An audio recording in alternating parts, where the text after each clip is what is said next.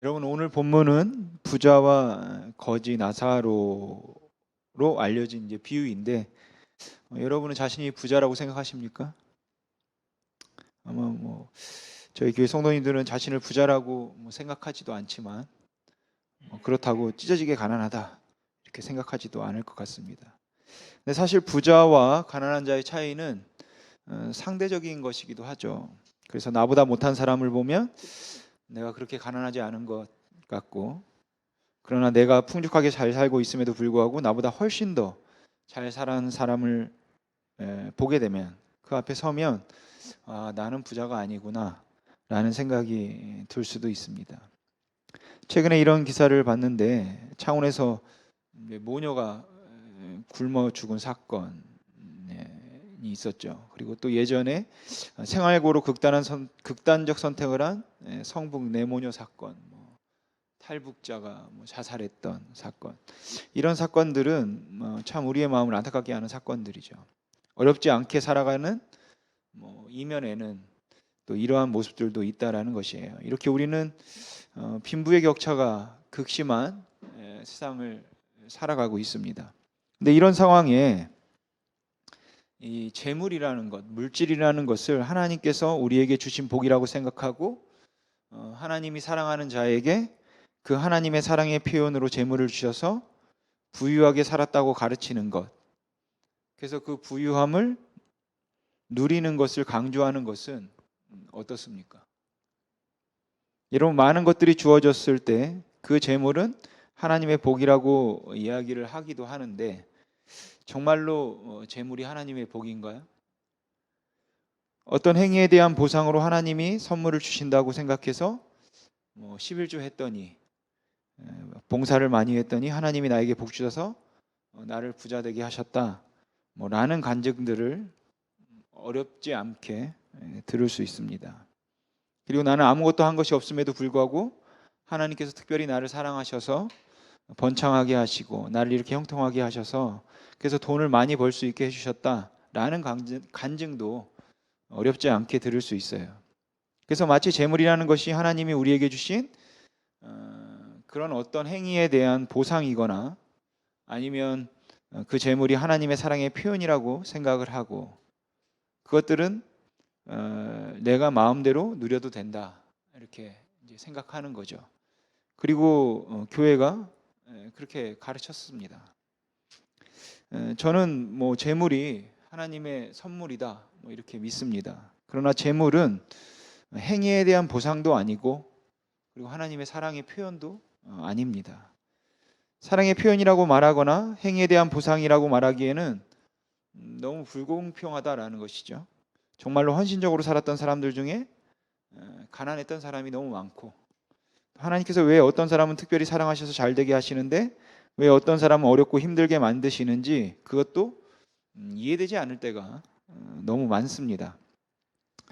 또 하나님이 특별히 사랑하셔서 건강을 주셨다고 말하면, 장애를 가지고 있는 사람들이나 늘 아픔 가운데 투병하는 사람들은 뭐가 되는 건가요? 그들은 하나님이 사랑하지 않는 것인가요? 하나님이 나를 특별히 사랑하셔서 사업이 잘 됐다고 말하면 정말 열심히 또 성실히 사는데도 불구하고 하는 일마다 안 되는 사람들, 이것은 어떻게 되는 건가요?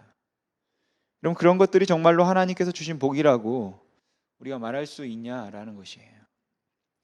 여러분, 하나님이 주신 우리가 또 다른 선물이 있다면 우리가 잘 아는 은사가 있겠죠.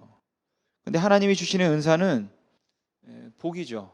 근데 그 자체로 복이 되는 것이 아니라 하나님이 그것이 복되도록 사용하라는 사명을 주셨다라는 것이에요.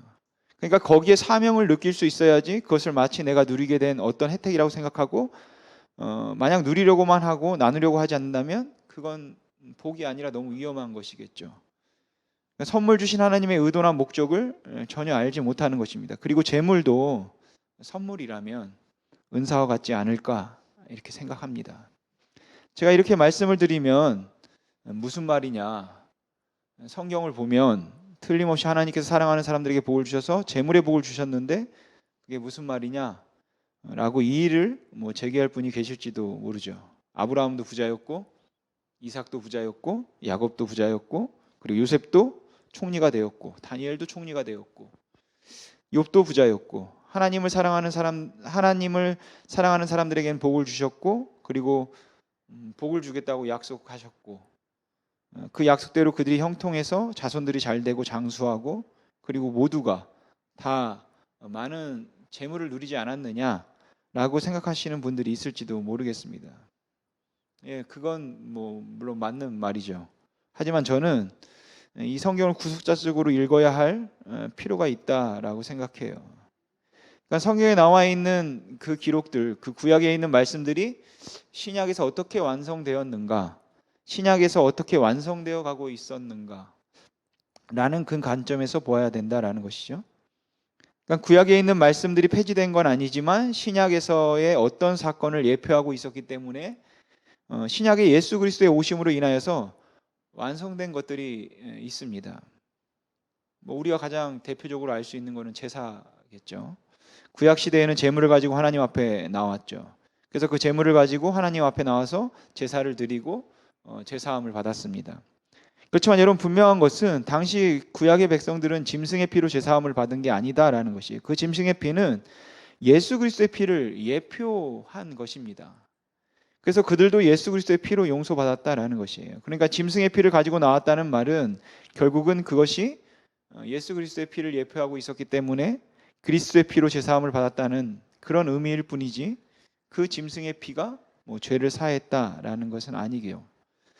그래서 그것이 예표하던 예수 그리스도께서 오셔서 단번에 희생 제물이 되셨기 때문에 그 이후로는 우리 중에 누구도 하나님 앞에 나갈 때 짐승의 피로 나가는 사람은 아무도 없죠. 완성되었기 때문에 그런 것입니다. 또 다른 완성의 개념이 있다면 이제 성전의 개념이죠.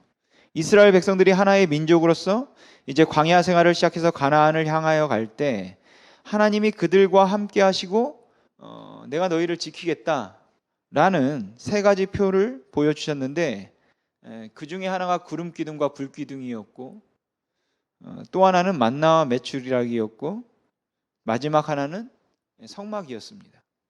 그리고 이스라엘 백성들이 가나안에 정착하면서 구름 기둥과 불 기둥은 사라졌고 그리고 만나와 메추라기도 끊겼죠. 하지만 성막은 남았죠. 하나님께서 성막을 지으라고 하셨을 때 그 지은 성막을 진중앙에 두시면서 이제 그 성막을 통하여서 하나님이 그들과 함께 하시고 나는 너의 하나님이 되고 너희는 내 백성이 되리라 라고 하신 그 하나님의 약속을 성막을 통해서 상징적으로 보여주신 것이에요. 그리고 이스라엘 백성들은 가나안에 정착하고 난 다음에 예루살렘 성전을 짓고 바벨론의 포로로 잡혀갔다가 돌아와서 또 성전을 재건했습니다. 그들이 그렇게 성전을 다시 지었던 이유는 하나님이 거하실 만한 장소를 만들어 드리기 위해서가 아니라 사실은 다시 하나님을 그들 가운데로 초청하는 것이죠. 하나님 다시 우리 가운데 오십시오. 하나님이 우리 중심에 계시고 하나님이 다시 우리의 하나님이 되시고 우리는 하나님의 백성이 될 것입니다 라는 그 고백이 바로 그 성전에 있었던 것이에요. 그러니까 성전을 지어라, 성전을 다시 건축하라 라고 하나님께서 말씀하셨을 때 그 성전을 지으라는 말은 지금 예배당을 지으라는 말이 아니라 하나님께로 돌아오라 라는 이야기인 것입니다. 그렇게 하나님의 임재를 보여주는 게 성전이었기 때문에 이 성전은 굉장히 중요한 것이죠. 근데 그 성전 자체가 중요한 것이 아니라 그 성전은 또 하나의 상징이었으니까 성전이 예표하고 있던 그리스도가 중요하다라는 것입니다. 여러분 요한복음 2장에 보면 예수님께서 그 성전을 향해서 말씀하시기를 이 성전을 헐라 내가 사흘 동안에 다시 일으키겠다 라고 말씀하세요. 그리고 요한이 거기에 덧붙이기를 이는 예수께서 자신의 육체를 가리켜 말씀하신 것이다 라고 합니다. 그러니까 예수 그리스도가 성전인 것이죠. 임마누엘, 하나님이 우리와 함께 하신다 라는 그 약속, 하나님의 약속, 성전이 예표하던 것을 예수님께서 이루셨다라는 것이에요. 그래서 더 이상 우리는 하나님이 계실 집을 짓지 않습니다. 하나님의 백성들이 성전이다라는 것이죠. 예수를 그 안에 품고 있는 사람들이 모여 있으면 거기가 성전이고 예수를 믿는 사람들의 모임이 성전이지 어떤 특별한 장소에만 하나님이 계시다고 생각하지 않는다라는 것이에요. 믿는 우리들이 있기에 거기에 하나님이 계시는 것입니다. 바울은 이것을 좀 더 발전시켜서 말하기를 성령이 너희 안에 거하시면 너희가 하나님의 성전인 것을 알지 못하느냐. 예수 그리스도를 주라고 고백할 수 있는 그 성령이 너희 안에 거하면 너희가 곧 성전이다 라고 말해서 구약에 있는 그 성전의 개념이 예수를 통해서 완성되었다는 것을 강조하고 있는 것입니다. 이게 이제 완성된 개념이죠. 구속사적으로. 또 하나 구속사적으로 완성된 개념이 있다면 제 생각으로는 제물입니다. 그러니까 구약시대 아직 예수 그리스도께서 오시기 전까지는 하나님이 우리를 사랑하는 걸 어떻게 압니까? 하나님께서 우리와 동행하셔서 우리를 형통하게 하시고 우리를 통하여서 하나님의 나라를 이루어 가실 것을 어떻게 알 수 있겠습니까? 라는 것에 대한 증거와 증표로 하나님이 제물을 주셨습니다. 또 장수도 주셨고요. 그리고 그 제물과 장수함을 통하여서 그들이 하나님의 백성이고 하나님이 그들의 삶을 풍요롭게 하실 것을 보여주셨다라는 것이에요. 그러나 그 제물의 풍요로움은 예수께서 오심으로 우리에게 주실 영원한 생명을 예표하고 있었을 뿐이라는 것입니다. 그러니까 예수 그리스도께서 오심으로 이제는 그 구약의 제물과 장수가 예표하고 있던 영원한 생명의 풍요로움이 완성된 것이죠. 그래서 여러분 이제 예수를 믿는 사람들은 가난하고 힘든데도 불구하고 내가 행복하고 내가 진심으로 하나님의 백성인 것을 아는 것은 더 이상 재물이 아니라 예수 때문인 것입니다. 그래서 신약 시대 예수님이 오신 다음에는 제가 알기로는 예수 믿는 사람은 부자가 될 것이다 라는 약속은 한 군데도 없어요. 왜냐하면 완성되었기 때문이죠. 여러분 신약 시대 제자들의 경우는 구약 시대 족장들 아브라함, 이삭, 야곱 그들과는 달리 부자로 산 사람들이 없습니다. 그러니까 그게 이제는 가난하게 살아야 하고 부자로 살면 안 된다 그런 것이 아니라 이제는 그 재물이 예표하던 바가 예수 그리스도를 통해서 완성되었기 때문에 그렇다라는 것이죠. 그런데 우리는 자꾸만 또다시 구약으로 돌아가려 한다라는 것이에요. 그래서 하나님이 나를 사랑하시는 걸 뭘로 알려고 합니까? 재물로 알려고 그래요. 하나님이 나와 함께 하시고 나를 사랑하시는 걸 내가 어떻게 알 수 있습니까? 내가 열심히 순종하고 11조하면 하나님께서 복 주신다. 봉사하면 복 주신다. 형통케 하신다. 그렇게 생각하게 만든다라는 것이죠. 그러나 여러분 하나님이 정말로 나를 사랑하는 걸 알 수 있는 가장 확실한 증거 어떤 것보다도 분명한 그 확증이 있다면 그건 예수 그리스도인 것입니다. 그로 인해 우리는 하나님이 나를 정말 사랑하는구나 그걸 아는 것이에요. 가난한데도 아픈데도 연약한데도 안 되는데도 아니 잘 되고 형통한데도 다른 모든 사람들보다 더 뛰어나고 뛰어나도 하나님이 나를 사랑하는 것을 아는 증거는 재물 때문이 아니라 예수 때문이라는 것입니다. 여러분 오늘 본문은 우리가 잘 알고 있는 한 부자와 거지 나사로 비유죠. 이 비유에서 예수님께서는 한 부자와 한 가난한 자를 아주 극대화해서 말씀하신 것이기에 여기서 말하는 부자는 정말 무지무지한 부자를 의미할 것이고 또 여기 나오는 나사로는 무지무지하게 가난한 그 사람을 상정하는 것입니다. 그런데 오늘 본문을 보면 그 무지무지한 부자를 자색 옷과 고운 베옷을 입고 날마다 호화롭게 즐기더라 라고 표현을 합니다. 사실 이게 얼마나 부자인지 잘 안 와닿아요. 그렇죠? 그러니까 요즘 말로 바꿔서 말하면 알렉산더 아모스 양복을 입고 마놀로 블라닝 악어 가죽 구두를 신고 피아제 엠포라도의 템플 시계를 차고 가방은 에르메스를 들고 손에는 버투 휴대폰을 가지고 다니며 차는 그래도 부가티 베이론 정도는 타야겠죠. 그리고 송로버섯과 고베 소고기 거기에 보르도 샤또 와인을 곁들여서 매일 호의호식하는 겁니다. 더 안 와닿습니까? 다 다 모르는 브랜드죠. 그러니까 여러분이 뭐 이걸 듣고 이렇게 생각할지도 모르겠네요. 아, 내가 이런 브랜드를 모르는 거 보니까 나는 부자는 아니구나. 오늘 본문 부자는 지옥에 갔고 또 부자는 천국에 들어가기가 낙타가 바늘기로 들어가는 것보다 어렵다고 하는데 나는 부자가 아니니까 괜찮다라고 안심하는 분들이 계실지도 모르겠습니다. 여러분, 마놀로 블라리꾸드는 악어 가죽으로 만든 신발인데 신발 한 켤레가 1,000만 원 정도 한다고 합니다. 알렉산더 아모스 양복은 양복 한 벌 가격이 1억 정도 합니다. 피아제 엠퍼라도 템플 시계는 32억 정도 하고요. 그리고 버트 휴대폰은 노키아에서 나온 건데 그 휴대폰과 케이스가 기가 막히게 고급스럽습니다. 사실 이 버트 휴대폰은 뭐 기능은 별거 없습니다. 사실 문자하고 뭐 통화만 되는 기능만 있는 것도 있어요. 근데 보석이 박히고 해서 그 휴대폰과 넣는 케이스까지 해서 3억 정도 합니다. 우리가 보통 루이비통, 샤넬 백 하면 명품이라고 하는데 그래도 백 중에 백은 에르메스죠. 그 유명한 메르메스 버킨백은 보통 3천만 원 이상 하죠. 차도 뭐 벤츠, BMW, 롤스로이스, 마세라티 뭐 이런 차들도 정말 성능이 좋은 차들이죠. 그래서 차는 뭐 부가티 베이론 정도는 타야겠죠. 부가티 베이론 정도는 타야 고급차 탄다고 말할 수 있을 것 같은데 차 가격이 한 30억 정도 해요. 저희 집에도 한 대 있었는데 고장나서 버렸습니다. 아이들 장난감, 무선 자동차 말하는 거예요.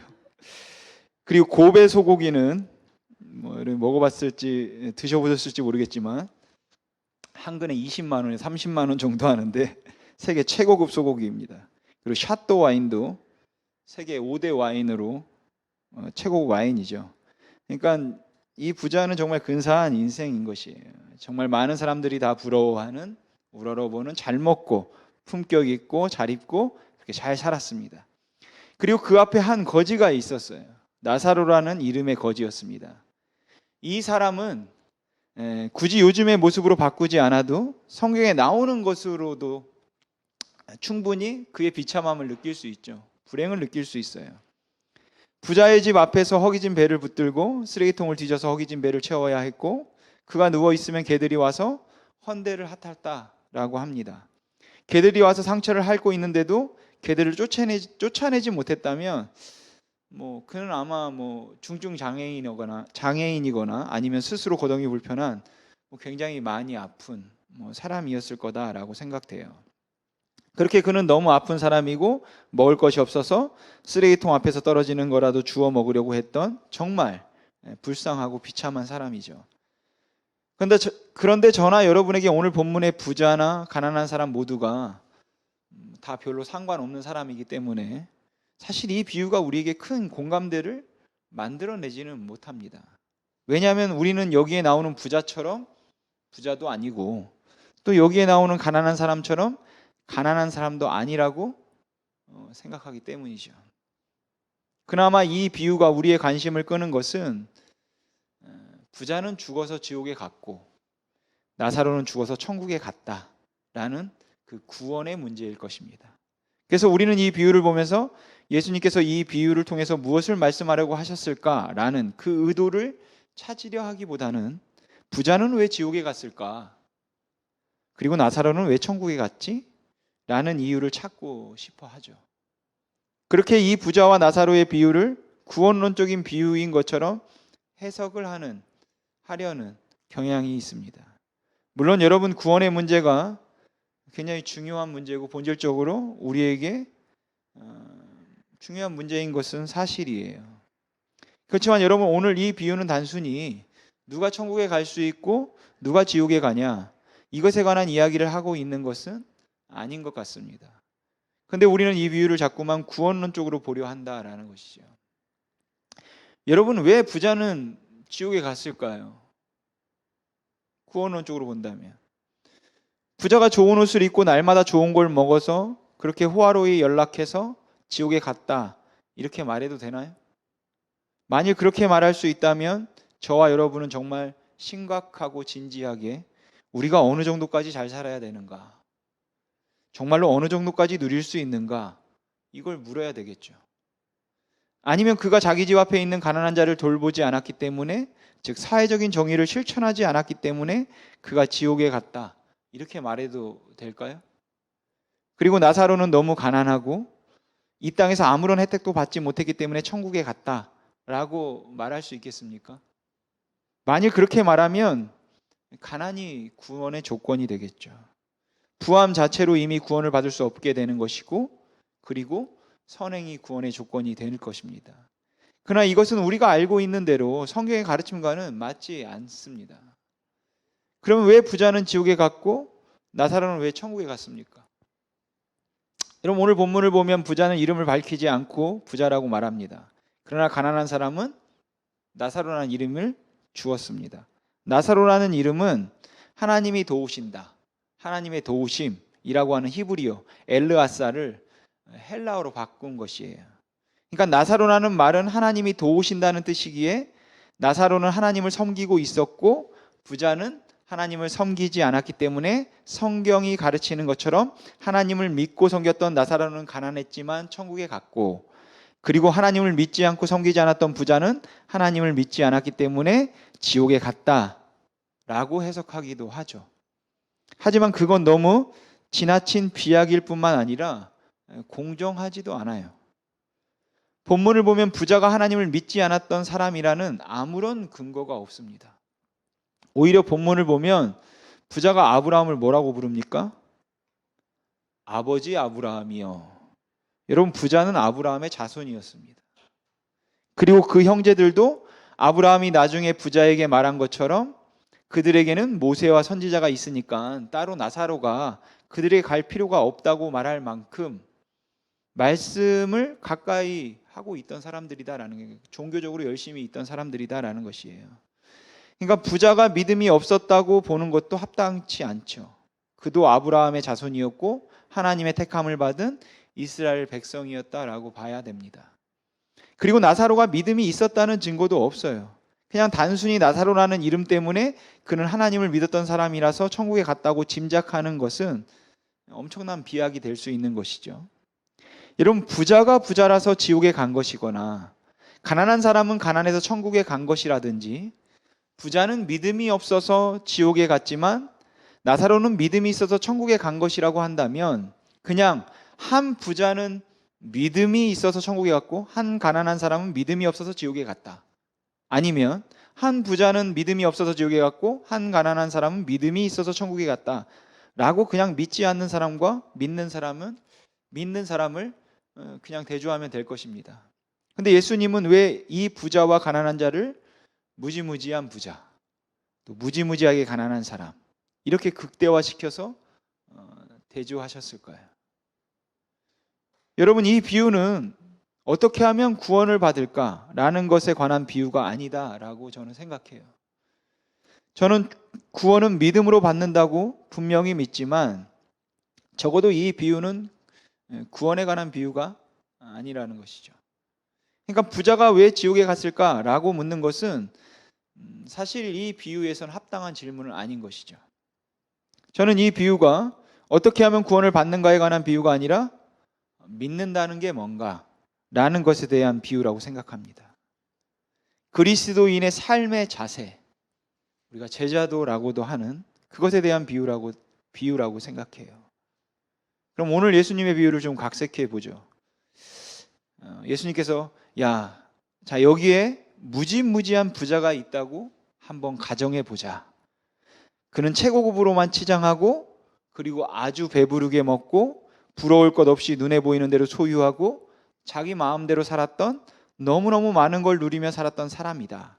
근데 그가 죽어서 지옥에 갔다고 가정해 보자. 여러분, 이건 가정입니다. 그러니까 왜 지옥에 갔는가는 중요하지 않다라는 것이. 자, 지금 어떤 사람이 다 누렸는데 만약 다 누리고 난 다음에 지옥에 갔다고 가정해 보자. 그리고 여기에 무지무지하게 가난한 사람이 있었다고 가정해 보자. 아무것도 갖지 않아서 모든 사람들이 다 안타까워하고 모든 사람들이 다 비웃고 불쌍히 여겼던 그런 비참한 인생을 살았던 사람이 있다고 가정해 보자. 그런데 그가 죽어서 천국에 갔다라고 가정해 보자. 아무것도 소유하지 못하고 아주 지독한 고난과 환난 가운데 살았지만 죽어서 천국에 간 사람과 많은 것을 누리고 이 세상 모든 사람들이 부러워할 만한 인생을 살았지만 죽어서 지옥에 간 사람, 만약에 이런 두 사람이 있다면 누가 더 행복할까? 지금 예수님은 이 질문을 여러분 하고 계신 것이에요. 여러분, 나사로가 왜 천국에 갔는가는 중요하지 않습니다. 부자가 왜 지옥에 갔는가도 중요하지 않아요. 사실 여러분, 예수님께서 하신 이 비유의 조합은 그 비유의 조합 자체만으로도 그 당시 듣는 사람들에게는 굉장히 충격적인 것이에요. 왜냐하면 부자는 하나님의 사랑을 받은 사람이라고 그 당시 사람들은 생각했고, 부자는 그냥 하나님의 복으로 부자가 된 것이에요. 가난한 사람은 저주받은 거예요. 하나님의 사랑을 받지 못했기 때문에 가난하다, 이렇게 생각했기 때문에 그렇습니다. 그런데 예수님께서 아주 극단적으로 비유를 말씀하시면서 부자는 하나님을 믿고 하나님을 예배하고 그리고 하나님의 언약의 백성이었던 부자가 지옥에 갔다고 가정해 보자. 그리고 너무너무 불쌍한 한 사람이 천국에 갔다고 한번 가정해 보자.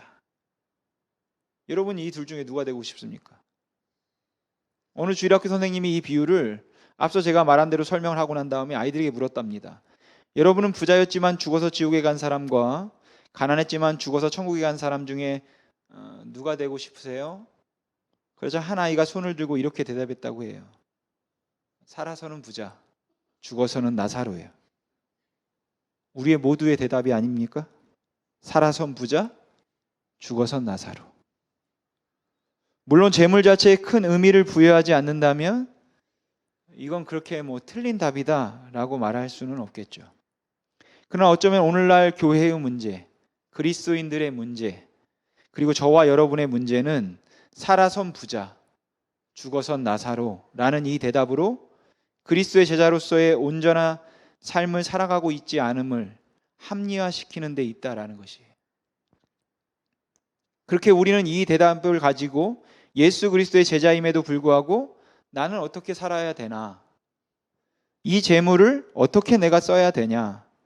그리고 내 주변에 있는 그 말할 수 없는 부조리와 그 비합리함 가운데서 난 도대체 내게 주어진 것들을 가지고 어떻게 이해해야 되나? 남들은 다 가졌는데 나는 갖지 못했을 때 그때는 어떻게 내 인생을 보아야 되지? 남들이 다 갖지 못했는데 나만 그것을 누리게 된다면, 누리고 있다면, 그렇다면 내게 주어진 것을 나는 어떻게 이해해야 되지? 이것들에 대한 치열한 고민이 없이 그냥 살아있을 때는 많이 갖고 죽어서는 천국 가면 이게 최고인 거라고 생각을 하죠. 그렇게 살아서는 부자, 죽어서는 나사로라는 대답을 합리화시킨 것이 문제인 것입니다. 그리고 그런 합리화로 인해서 우리는 우리가 가장 소중하게 여겨야 할 영생의 가치를 소홀히 여기는 대가를 치러야 했죠. 그래서 정말 이 복음이 진정으로 우리에게 자유함을 주고, 복음이 진정으로 우리에게 위로함을 주고, 복음이 진정으로 우리를 겸손하게 만드는 이 놀랍고 위대한 복음의 능력을 우리가 잃어버렸다라는 것이에요. 적당히 합리화시킴으로 인하여서 살아서는 부자, 죽어서는 나사로가 제일 좋은, 그리고 가장 이상적인 모습이라고 만들었기 때문에 그렇습니다. 그래서 개독교라고 욕을 먹는 것일지도 모르죠. 여러분, 그리스도인들이란, 예수 그리스도의 제자들이란 영원한 생명의 가치를 품고 여러분 사는 사람들 아닙니까? 그래서 교회란 이 영생의 가치가 세상에 드러나도록 그리고 선포하기 위해서 모여진 곳입니다.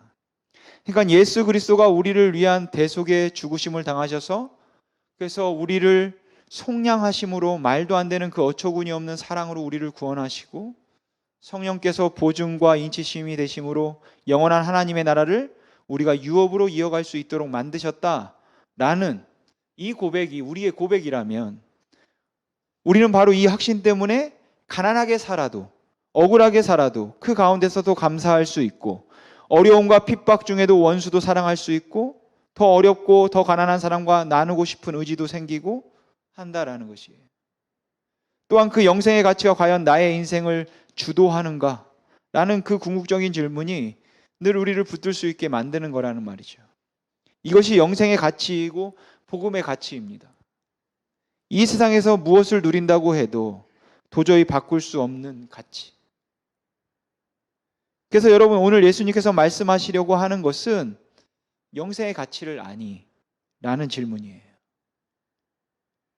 더 비참할 수 없이 비참했던 나사로를 그래도 그가 더 낫다 라고 말해줄 수 있는 이 가치.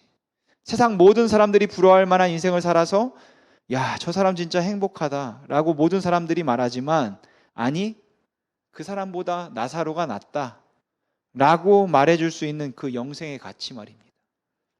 그리고 이걸 우리가 붙들고 살아가는 사람들이고, 이것을 증거하고 드러내는 사람들이 우리가 아니느냐라는 것이에요.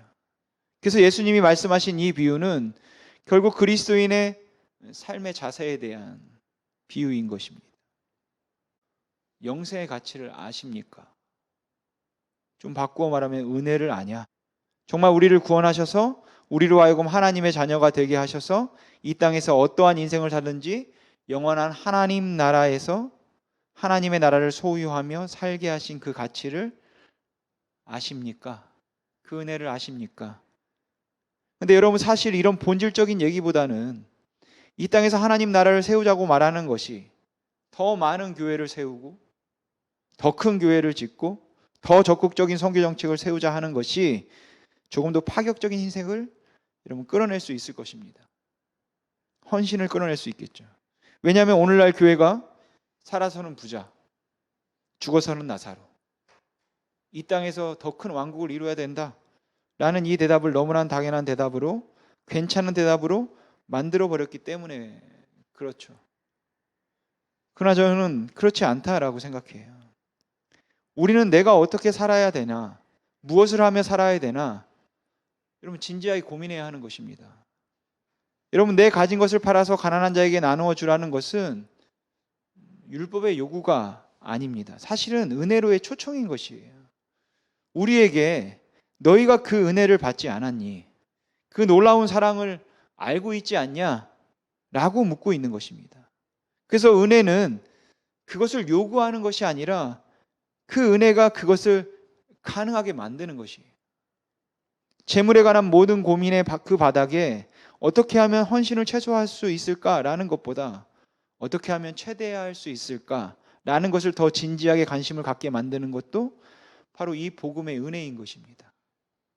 그래서 이 은혜가 사람들을 선교지로 데리고 가기도 하고, 이 은혜가 때로는 사람들로 하여금 자기의 것을 다른 사람들에게 나누어 주기도 하고, 때로는 그것을 누리면서도 하나님 앞에서 내가 뭘 하면서 어떻게 살아야 될까, 이것을 고민하게 만들기도 한다라는 것이죠.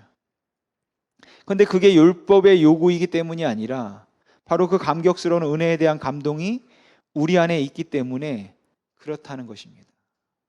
근데 어쩌면 우리 그리스도인들이 이 세상 사람들에게 영원한 하나님의 나라가 있다고 소개하고 예수 믿으면 천국 갑니다 라고 말하면서도 그 예수를 믿어서 천국 가는 그 생명의 가치에 대해서 온전하게 드러내지 못하고 있는 것 같아요.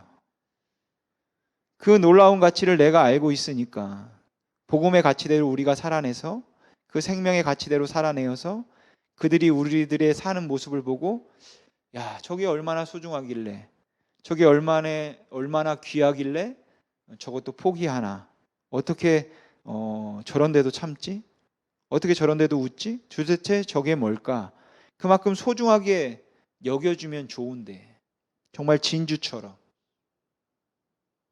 오늘날 교회가 예수 그리스도가 생명이라고 말하고 예수 그리스도를 믿음으로 우리가 영원한 하나님의 나라에 들어가게 되었는데, 이거는 어떤 것과도 바꿀 수 없는 것이라고 열심히 전도를 하는데, 그렇게 열심히 전도를 하면서 조그만 거 한 개도 양보하지 못한다라는 것이죠. 아무것도 빼앗기려 하지 않으려고 하고, 세상 사람들과 치열한 경쟁 가운데 다 내가 소유하려고 하고, 많이 가진 것 가지고 하나님이 복 주셨다고 얘기하고, 그리고 기를 쓰고 남의 것 다 취하자고 하나님께 부르짖고 소리질러 기도하고, 옆에 있는 가게 다 망하고 내 가게만 하나님께서 형통하게 해주기를 기도하고, 그런데 그렇게 기도하면서 하나님이 복 주셨다라고 말한다라는 것이죠. 그러면 세상 사람들이 묻겠죠. 야, 도대체 생명의 가치가 뭐냐? 그게 가치가 있기는 한 거냐? 오늘 예수님께서 부자와 나사로의 비유를 통해서 말씀하시는 것은 누가 천국에 갈 수 있고 누가 제자가 될 수 있는가라는 것이 아니라, 사실은 우리가 정말로 그 모든 것을 소유함에도 진정으로 겸손할 수 있고, 모든 것을 소유하지 못했음에도 진정으로 감사할 수 있고 기뻐할 수 있는 이 생명의 가치를 아냐라는 것이에요. 여러분, 지초북행이라는 말이 있습니다. 초나라는 남쪽에 있던 나라인데 초나라를 가겠다고 하는 사람이 북쪽을 향해서 가는 것이에요. 그러면 초나라에 갈 수 없겠죠. 그냥 서울 가겠다고 하고 제주도행 비행기를 탄 겁니다. 오늘날 예수 믿는 사람들은 세상이 볼 때는 지초북행 같다라는 것이에요. 하늘나라를 바라보며 하늘을 소망하고 있다고 말하는데 온통 관심은 다 세상에 있다라는 것이죠. 예수 그리스도를 믿는다고 고백하고 예수 그리스도가 나의 생명의 주님이라고 고백하고 그로 인하여서 내게 주신 생명은 어떤 것과도 바꿀 수 없다고 말은 하는데, 모든 관심은 교회 성장과 안녕과 누림과, 그래서 모든 다른 사람들보다 더 나은 편안한 인생을 사는 이곳에 우리 눈이 가 있다라는 것이에요. 그러니까 우리는 서울 가겠다고 하면서 제주도 비행기를 타는 것과 마찬가지로 하늘 향한다고 말하고 하나님 나라를 우리가 소망한다고 말하고 천국을 소유하고 있다고 말하는데, 우리의 모든 관심은 하늘나라에 있는 것이 아니라 이 세상에 있는 재물에 있다라는 것이죠. 그러면서 우리는 너무 어렵지 않게 우리의 이러한 모습을 합리화시키기 위해서 그것이 하나님이 주신 복이라 누려도 된다고 말하고, 살아서는 부자, 죽어서는 나사로, 그게 최고의 복이라고 말하고 있다라는 것이에요. 안타까운, 저도 마찬가지고 우리의 현실이죠. 그러나 저는 이 안타까운 현실에서 이 생명의 가치를 우리 심히 있는 교회가 이 생명의 가치를 우리 심히 있는 교회가 다시 한번 붙들길 소망합니다. 우리는 그것을 믿기만 하는 사람들이 아니라 우리는 바로 하늘에 소망을 두고 진정으로 그 가치를 가지고 살아가는 사람들이라는 것을 저와 여러분이 좀 드러내면서 여러분 살았으면 좋겠습니다. 다른 사람들이 다 보기에도 초나라 간다고 말하고 있는데 정말 남쪽으로 가고 있는 걸 보여주었으면 좋겠어요. 그런데 초나라 간다고 말하면서 북쪽으로 열심히 가고 있는 모습이라면 그걸 세상 사람들이 보면서 아무도 안 따라오겠죠. 사랑하는 성도 여러분, 우리가 이 땅에 살면서 이것이 정말 녹록치 않고 쉽지 않은 그런 삶의 여정이라는 걸 압니다. 그렇지만 그럼에도 불구하고 저와 여러분이 여기에 도전해 나갔으면 좋겠습니다. 여러분들이 주신 그 재능과 또 물질 그리고 은사와 기회들, 여러분 교회를 위해서 써라, 헌금해라, 이런 걸 말씀드리는 것이 아닙니다. 우리에게 주어진 그 모든 것들을 가지고 나는 진정 그리스도인의 삶을 사는가? 정말 그리스도인의 제자인가? 그리스도의 제자인가? 라는 질문을 하라는 것이에요. 그리고 여러분 그 질문 앞에 정직할 수 있길 바랍니다. 그래서 남들은 다 잘 되는데 나만 너무 안 되는 것 같아서 너무 낙심이 되는 그 상황에서도 여러분 일어설 수 있고, 그리고 남들은 다 힘들다는데 나만 잘 되는 상황에서도 다른 사람들에게 대한 미안함을 느낄 수 있는 그런 그리스도의 참된 제자의 삶을 살아내길 주님의 이름으로 소망합니다. 기도하겠습니다.